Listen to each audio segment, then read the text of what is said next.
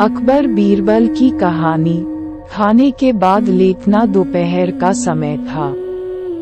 राजा अकबर अपने दरबार में बैठे कुछ सोच रहे थे। अचानक उन्हें बीरबल की कही हुई एक बात याद आई। उन्हें याद आया कि एक बार बीरबल ने उन्हें एक कहावत सुनाई थी, जो कुछ इस तरह से थी, खाने के बाद लेटना और मारने के बाद भागना एक सयाने मनुष्य की निशानी होती है। राजा सोचने लगे, अभी दोपहर का समय है, यकीनन बीरबल खाने के बाद सोने की तैयारी में होगा। चलो आज उसकी बात को गलत साबित किया जाए।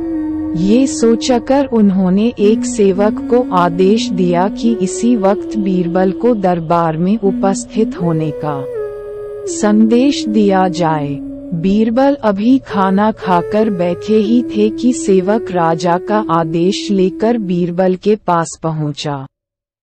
बीरबल आदेश के पीछे छिपे राजा की मंशा भली भांति समझ गए। उन्होंने सेवक से कहा, तुम थोड़ी देर रुको, मैं कपड़े बदलकर तुम्हारे साथ ही चलता हूँ। अंदर जाकर बीरबल ने अपने लिए एक तंग पजामा चुना। पजामा तंग था तो उसे पहनने के लिए उन्हें बिस्तर पर लेटना पड़ा।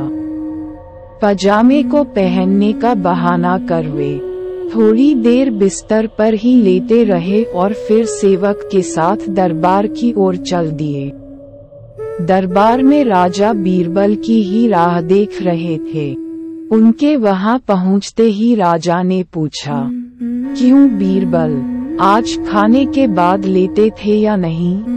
बीरबल ने जवाब दिया, जी महाराज, जरूर लेटा था।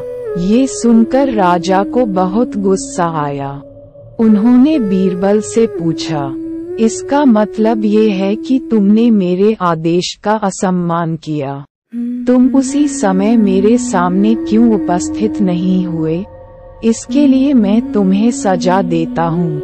बीरबल ने तुरंत जवाब दिया, महाराज, ये सच है कि मैं थोड़ी देर लेटा था, लेकिन मैंने आपके आदेश की अवहेलना नहीं की है। आपको मुझ पर यकीन न हो तो आप सेवक से इस बारे में पूछ सकते हैं। हाँ, ये अलग बात है कि मुझे इस तंग पजामे को पहनने के लिए बिस्तर पर लेटना पड़ा था। बीरबल की इस बात को सुनकर अकबर हंसे बिना रह न सके और उन्होंने बीरबल को दरबार से जाने दिया।